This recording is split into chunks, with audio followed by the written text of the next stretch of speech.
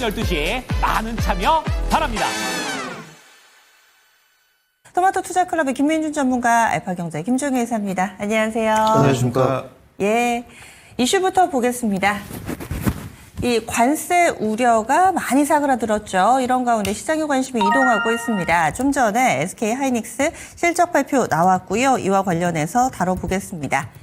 이 한 기업의 실적이라기보다는 워낙에 이 반도체 섹터 전반의 바로미터가 돼주기 때문에 더욱더 의미가 있지 않을까 싶은데 먼저 데이터부터 말씀드릴게요. 1분기 영업이익이 7조 4,405억 원, 전년 대비했을 때 157% 증가했다. 이렇게 나오고 있습니다. 그리고 시장 예상치가 6조 7천이었는데 이를 훌쩍 상회한 거고요. 매출액은 17조 6,391억 원, 전년 동기 대비로 41.9% 증가입니다. 그러면 먼저 자세하게 이 하이닉스의 실적을 뜯어보기에 앞서서 시장의 관심이 이제 실적으로 가는 것인가, 이 얘기부터 좀 다뤄볼게요. 관세는 신경을 좀 덜 쓰고 실적에 포커스를 맞춰도 되는 것인가? 김민준 전문가님 의견 어떠세요? 네, 실적에 당연히 포커스를 이제 맞춰야 될 것 같습니다. 어닝 시즌이 이제 좀 도래했고 전일부터 분위기가 좀 좋아지고 있습니다. 관세에 무대응하기를 잘했다라는 생각이 좀 들고 있고, 역시나 이제 어닝 시즌이 다가오기 때문에 물론 조선방산 쪽도 실적은 좋을 겁니다, 분명히. 근데 그 실적에 따른 주가가 얼마만큼 선반영되었느냐, 그리고 지금 위치단에 대한 고뇌일 뿐이지 뭐 딱히 문제는 없습니다. 그러면 하이닉스 질문을 주셨으니까 하이닉스의 위치단은 어떠한가, 이 부분이 지금 속보로 나왔기 때문에 고민을 안 해볼 수가 없는 것 같은데요. 하이닉스 차트를 좀 보시죠. 지금 과연 사야 될 때고 강하게 들고 가야 될 때인가, 지금 일봉 모습인데 그렇다고 보여집니다. 그러면 지금 하이닉스가 이렇게 다시 한번 17만 원이 깨졌던 계기가 무엇인가 라고 질문지를 던져봐야 되겠죠. 저는 뭐 첫 번째는 뭐 관세 이 부분이었다라고 뭐 판단을 하고 있습니다만은 한미 반도체와 분쟁 노이즈도 있었다. 저는 그렇게 좀 판단하고 있습니다. 왜냐하면 지금 한미 반도체 주가의 커플링과를 생각해 보면 뭐 이런 말씀이 어떻게 들릴지 모르겠습니다만은 한미 반도체가 승자 아닌가. 계속적으로 뭐 강하게 한미 반도체를 조금 봐야 된다라고 말씀을 드렸는데 결국은 승자가 되었고, 오늘 이런 또 멘트도 떠오릅니다. 공매도가 과연 잘못된 것인가? 한미 반도체 우리 시청자분들, 유저분들 아시겠지만 상당히 많은 공매도가 있었습니다. 다른 종목들도 공매도가 개시된 이후에 상당히 그 공매도 비중이 좀 높습니다. 평상시 때보다도 아직 데이터베이스 더 쌓여야 돼요. 이제 뭐 한 달 남짓이기 때문에. 그럼에도 불구하고 쇼커버링이 좀 들어왔을 때 한미 반도체도 조금 더불어서 볼까요? 한미 반도체 상승은 어제 챔피언이었지 않나? 뭐 이렇게 좀 판단해야 될 것 같습니다. 어느덧 여러분들 58,000원에 있던 주식이 85,600원입니다. 이거는 지금 뭐 사실상 반도체 중에 챔피언이라고 좀 불러야 될 것 같고요. 그리고 저는 SK하이닉스의 지금 실적이 나왔는데 원래 이제 가이던스가 영업이익이 129% 증가될 것이라는 예상치가 있었거든요. 근데 우리 박성재 앵커님 말씀대로 뭐 거의 150%대 네. 지금 이렇게 나왔으면 어닝 서프라이즈죠. 지금 본장에서의 움직임이 좀 기대가 되고 있고, HBM이나 DDR5의 그 세세한 품목별 실적을 좀 뜯어봐야 되겠습니다만은 향후에 주목해야 될 부분만 하나 언급을 드리도록 하겠습니다. 화면이 나가고 있는데 상당히 어닝 서프라이즈를 썼고요. 지금 향후에 HBM, 엔비디아 물량은 완판입니다. 그러니까 그것은 이제 고민할 필요가 없습니다. 단지 이 엔비디아 물량 외에 수요 확인이 좀 필요할 것 같고요. 왜 그러냐면 이제는 삼각동맹 체제도 중요하지만 엔비디아가 아니더라도, 엔비디아가 노이즈에 시달리더라도 SK 하이닉스의 HBM 수요는 굳건하다는 것을 조금은 증명할 필요가 있는 시간에 도래했습니다. 그렇기 때문에 뭐 완판되면 앞으로도 좋겠죠. 엔비디아가 아닌 다른 대체 수요가 있는지 이것도 꼭 필수적으로 체크를 하시고요. 그리고 이제 한미 반도체와 분쟁 노이즈도 아직 일단락 안 됐습니다. 뭐 어르고 달래고 지금 하는 것 같아요. 이 분쟁 노이즈도 필수 체크 사항이다까지 정리해 드리겠습니다. 네, 그러면 이사님도 이 하이닉스 실적은 잠시 후에 좀 더 자세하게 뜯어보고요. 시장의 중심의 이동이라고 우리가 받아들여도 되는 것인가, 이 부분부터 좀 알려주세요. 네, 뭐 조선방산 같은 원래부터 잘 나가고 있었던 종목군들에서 중심 이동이 될 가능성은 없고요. 다만 단기적으로 보면 이렇게 우리가 가장 우려했던 관세 우려 때문에 많이 빠진 종목군들이 단기적으로 많이 올라올 거라는 것에 대해서는 저는 뭐 당연히 100% 동의하죠. 그래서 어저께 움직였던 종목도 2차 전지, 뭐 테슬라 효과가 있었습니다만 최근에 테슬라와 같이 움직이지도 않았는데 테슬라 반등한 것 이상으로 또 시간에서 움직이는 것 이상으로 다 주가가 올라왔잖아요. 그래서 이런 종목군들의 상승은 조금 더 이어질 가능성이 높고 뭐 반도체도 마찬가지다. 그래서 2차 전지하고 반도체가 시장의 중심으로 다시 돌아옵니다라는 것은 오버고요. 다만 단기 낙폭 정도는 좀 줄이는 정도로 움직일 가능성이 높고 그다음에 지금 뭐 반도체 같은 경우에는 뭐 저나 김민준 전문가는 일관되게 계속 긍정적 관점을 말씀드렸는데 2차 전지는 정말로 추세 회복이 있을 것이냐에 대해서는 어제도 잠깐 말씀드렸지만 좀 많은 고민이 필요한 상황입니다. 그래서 정리해서 말씀드리면 종목 주도주 이동이라는 건 없고요. 다만 뭐 반도체는 선도주 중심으로 여전히 계속 강했었고 또 최근 구간에서 또 반등이 나타나고 있으니까 네. 그냥 반등이 연장되는 정도, 그다음에 추세 회복되는 정도로 보시는 게 좋을 거라고 보여주고 있고 2차 전지는 추세 회복까지 나올까에 대해서는 좀 더 우리가 고민스러운 부분이 있다 이렇게 좀 봐야 될 것 같습니다. 전에는 종목을 가르는 기준이 관세였잖아요. 그런데 어제 장 마치고 나서 삼성바이오로직스 실적 나오고 지금 증권사에서는 무더기 목표가 상향이고 LG노텍은 무더기 목표가 하향이고 뭐 SK하이닉스는 오늘 뚜껑을 열어봐야 알겠습니다. 그런데 뭐 TSMC라든지 다른 글로벌 반도체 업체들도 요즘 실적 뭐 여전히 좋습니다. 하지만 워낙에 앞으로에 대해서 피크아웃이다 뭐 이런 시각으로 실적이 좋은데 이 좋은 것을 액면 그대로 받아들일 것인가 이 부분도 좀 궁금한데요. 이사님이 좀 이어서 질문을 드릴게요. 이렇게 이번 주 이제 남은 시간은 좀 실적에 따라서 우리가 좀 더 집중을 해서 투자 전략을 세우는 게 가능할까요?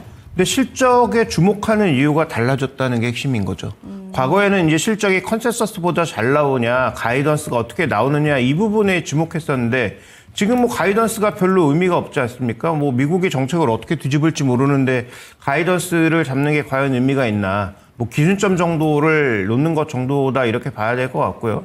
그다음에 지금 실적에 있어서의 핵심 포인트는 잘 나오는 건 당연한 겁니다. 왜냐하면 특히 수출 기업들 중심으로는 관세 피하기 위해서 다 프리 물량이 있었기 때문에 실제로 이런 프리 물량들이 뭐 LG노텍의 실적에 좋게 잡혔지만 목표가를 낮추는 이유는 뭐겠습니까?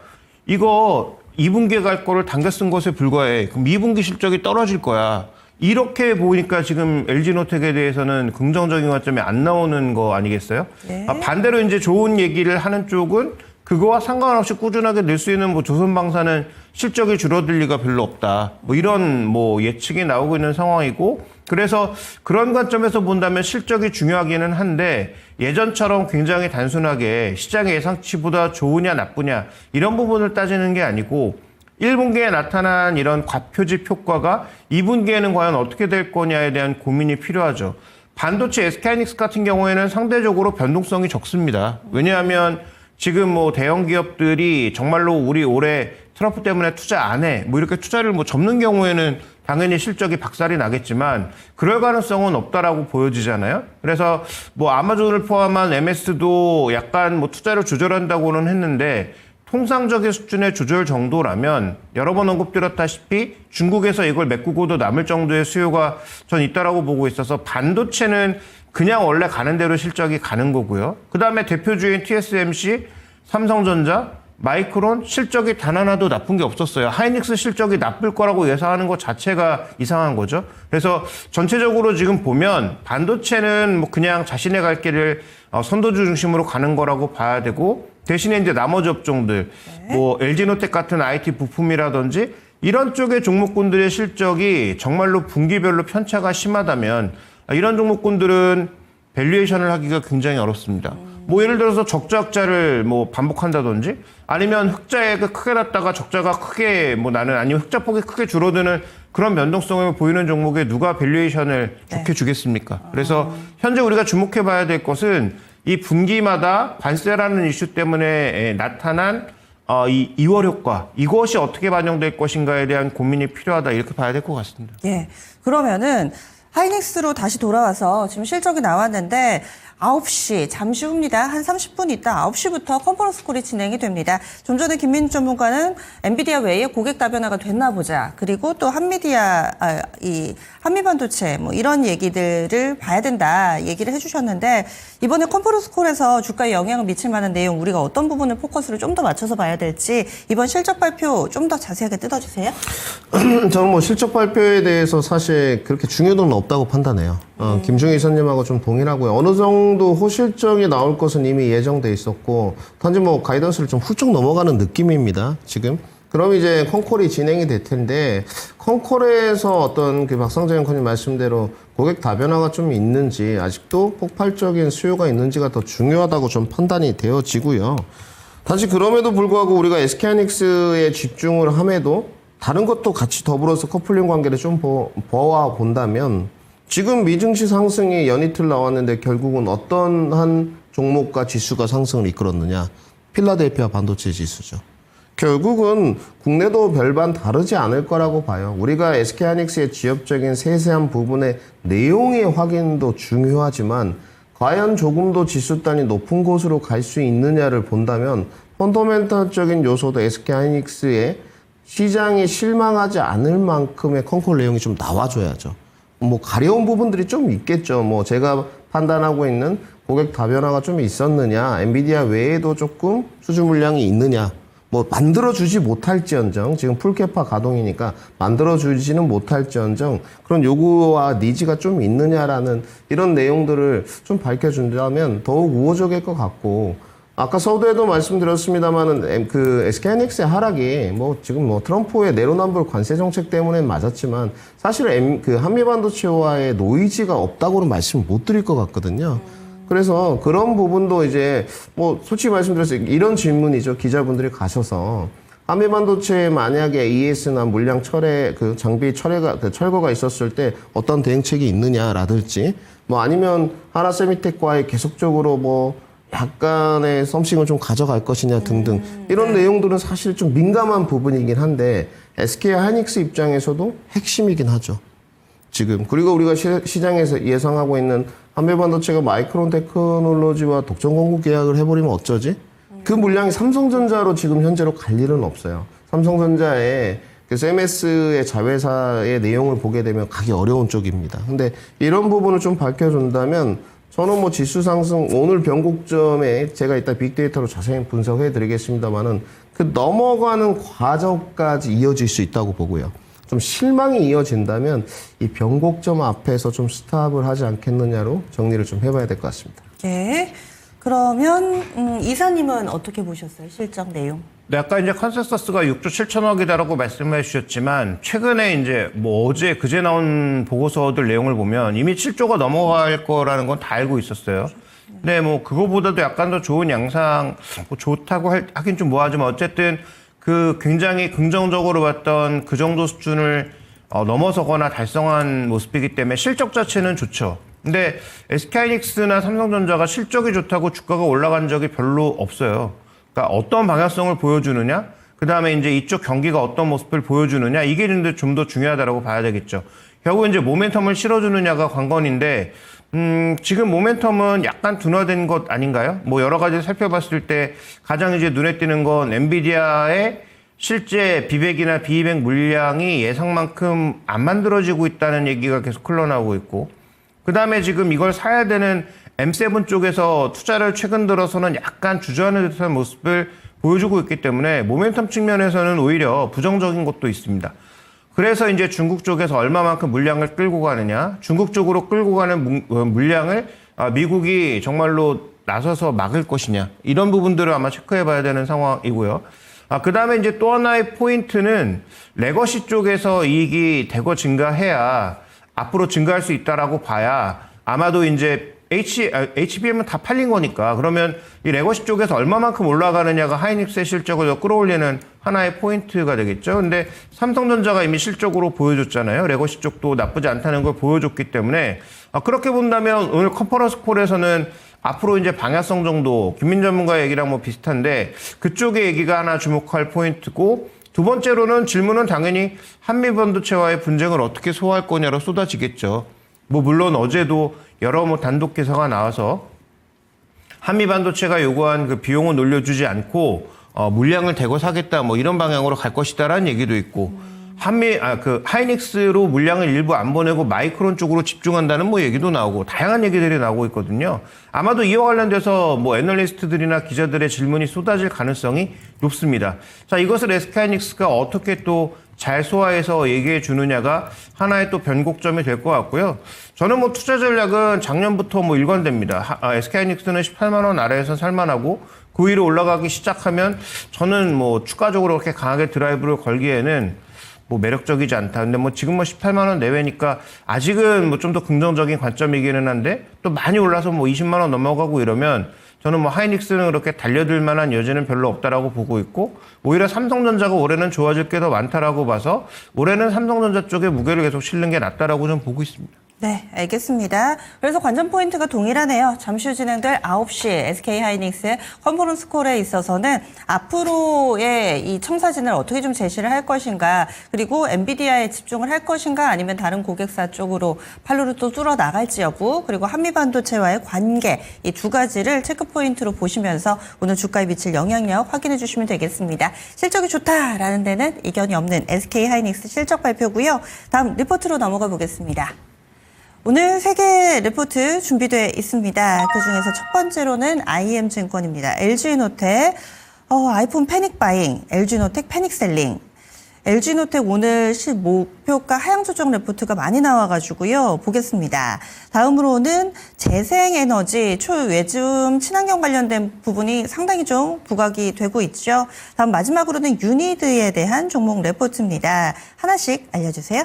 네, 먼저 재생에너지는 수익 기반으로 가고 있다. 뭐 당연한 얘기인 것 같지만 어쨌든 정부 보조금도 나오고 여러 가지 상황들이 진행되고 있다 보니까 그동안은 뭐 보조금 받는 쪽의 사업, 그러다가 뭐 정부가 바뀌면서 보조금을 뭐 안 주고 뭐 이런 어떤 여러 가지 상황들이 계속 이쪽 산업에는 거쳐왔기 때문에 굉장히 뭐 부정적인 요인들이 많이 있었는데 또 해외 수출하는 기업들은 수출량에 대한 어떤 그런 부정적인 요인들이 주가의 변동성 요인으로 작용을 했었는데, 근데 이제 그 이재명 후보라고 하는 그래도 가능성이 비교적 높아 보이는 후보의 정책이 신재생 쪽에서 뭔가 강조점이 찍히면서 어제 많은 종목군들이 강세를 보였죠.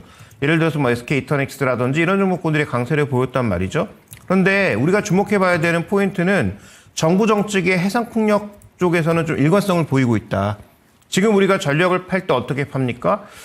개별 사업자가 전력을 만들어서 이것을 도급으로 팔고 이걸 다시 한전이 사서 일반 소비자에게 파는 방식으로 하지 않습니까? 네. 근데 이제 법이 바뀌면서 이게 이제 일반적으로 갈 수 있도록 그냥 소비자에게 다이렉트로 갈 수 있도록 법이 바뀐다라는 거죠. 그러면서 이제 전체적으로 개별 사업자들이 수익성을 낼 수 있는 방향으로 법이 바뀌고 있기 때문에 그런 일관된 정책 구조에서 본다면 지금 이쪽 산업에 있는 주요 종목군들, 아까 말씀드렸던 SK이터닉스라든지 뭐 SK오션플랜트라든지 이런 종목군들 한번 주목해 볼 필요가 있겠다. 이렇게 좀 얘기를 하고 있습니다. 다만 우리가 이제 풍력하면 떠오르는 그 그룹은 해외 쪽 물량이 많다 보니까 단순하게 이제 국내 정책만으로 보기에는 조금 한계가 있을 수 있죠. 그래서 풍력 전체적으로는 긍정적인데 국내 정책에 좀 더 연동되는 그런 종목군들에 대해서 강조점을 찍고 있는 것으로 보입니다. 자, 두 번째로는 유니드인데요. 뭐 유니드가 만드는 여러 가지 제품들이 결국은 지금 그 벨라루스에서 물량 조절하고 이것 때문에 가격이 오르면서 그다음에 환율이 긍정적으로 작용하면서 실적이 예상보다 굉장히 잘 나왔다는 거죠.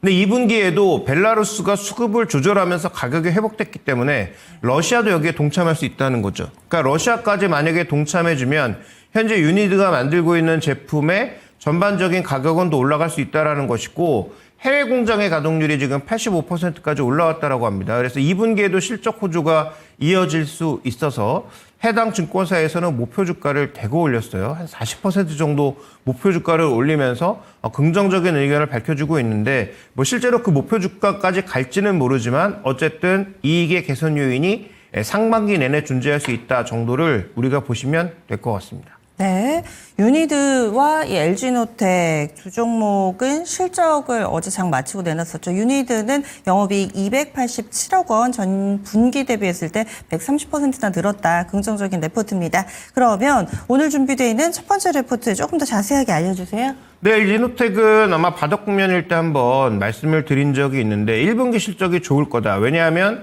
말씀드렸던 대로 풀인 효과 때문에 실적이 좋을 거다라는 말씀을 드린 거예요. 그래서 실제로 준비된 그림을 보시면 미국에서 지금 스마트폰을 급하게 수입하고 있다. 미국에서 잘 팔려서 아니죠.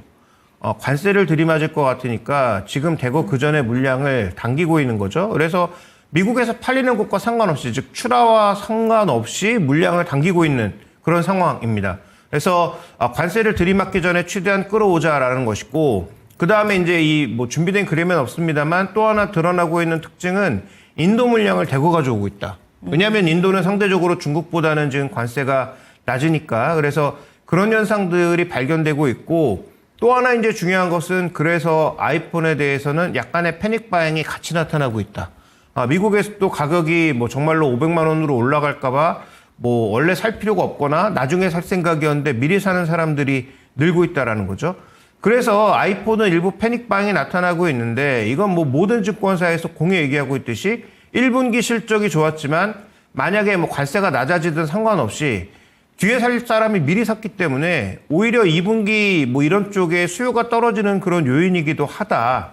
그런데 원래 이 증권사에서는 어떻게 봤었냐 하면 지금 4월 달에 시리와 관련된 AI 기능이 나오고 6월 달에 WWDC가 열리니까 이때까지 긍정적 모멘텀이 있어서 LG노텍을 좋게 봤었는데, 실적에 이 편차가 나타날 수 있다는 것은 하나의 부담 요인이기 때문에 목표가의 전반적인 조정은 실적 조정과 더불어서 이루어질 수밖에 없다. 이렇게 좀 보고 있는 거죠. 다만 이제 그나마 다행인 것은 이 종목의 거의 90%가 광학솔루션에서 나왔어요. 근데 광학솔루션의 지금 마진율이 2%밖에 안 된단 말이에요. 그런데 준비된 다음 그림 보여주시면 그나마 다행인 건 비중은 얼마 안 되지만 전장이라든지 기판 쪽, 이런 쪽은 이제 조금씩 그래도 회복되면서 수주도 나타나고 있고, 기판 소재가 지금 OPM이 한 8%, 그 다음에 이제 전장 부품도 OPM이 그래도 광학솔루션보다는 꽤 높은 상황입니다.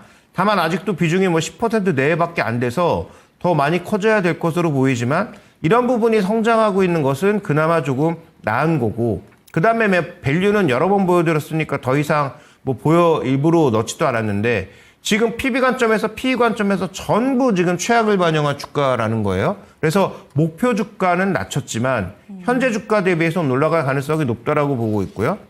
제 화면을 한번 보여주시면, 어제 이제 한미반도체로도 이제 동일한 그림을 보여드렸는데, 대차 잔고가 3월 달부터 대거 늘고 실제로 공매도는 3월 말부터 대거로 나왔죠. 주가가 한 17만 원에서 12만 원까지 급하게 빠졌습니다. 그 위에 이제 청산되는 게 2번이나 보여줬는데 기관과 외국인들의 매수가 전혀 없어요. 그러면 이건 뭘 의미합니까?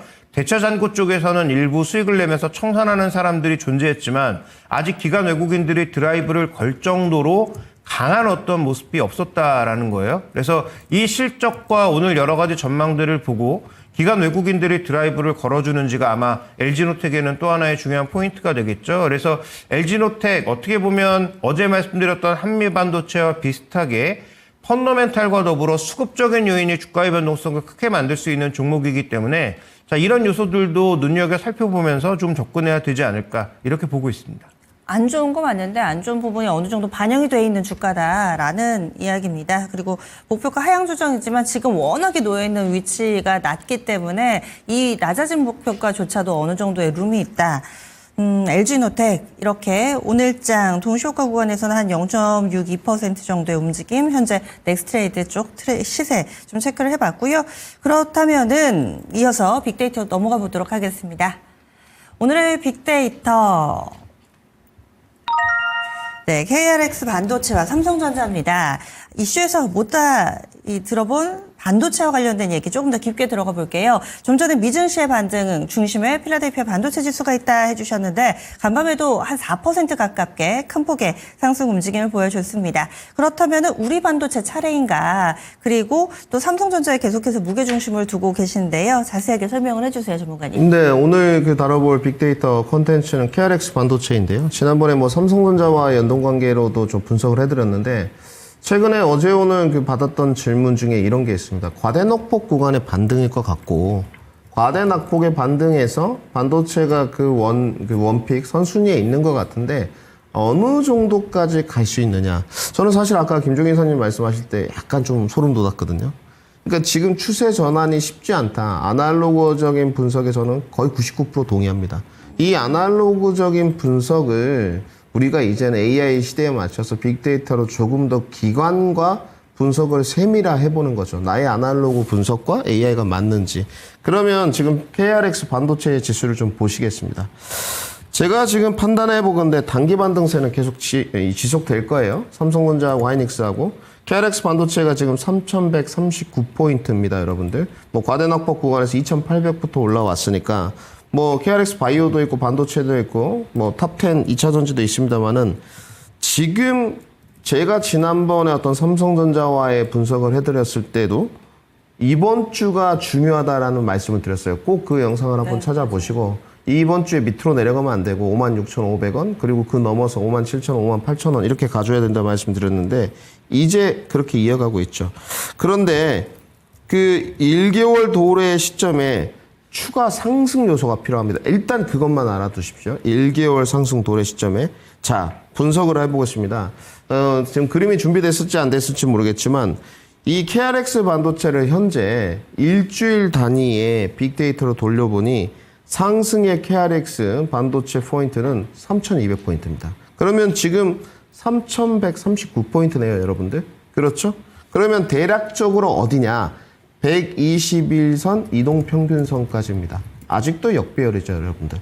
자, 그러면 지금의 확률을 좀 확인해 보십시오. 이 3,200까지 갈 수 있는 도달의 확률이 KRX 반도체의 55%고 그리고 상승 확률은 60% 정도가 됩니다. 지금. 자, 뒤에 1개월치가 있습니다. KRX 반도체가 1개월 동안에 지금의 거래량과 수급량으로 올라갈 수 있는 포인트는 어디까지인가? 3,440포인트입니다. 그러면 1개월이 더 높네요, 여러분들. 그럼에도 불구하고 1개월 도래 시점에 제가 추가 상승 요소가 필요하다 그러는데 이건 정말 중요합니다.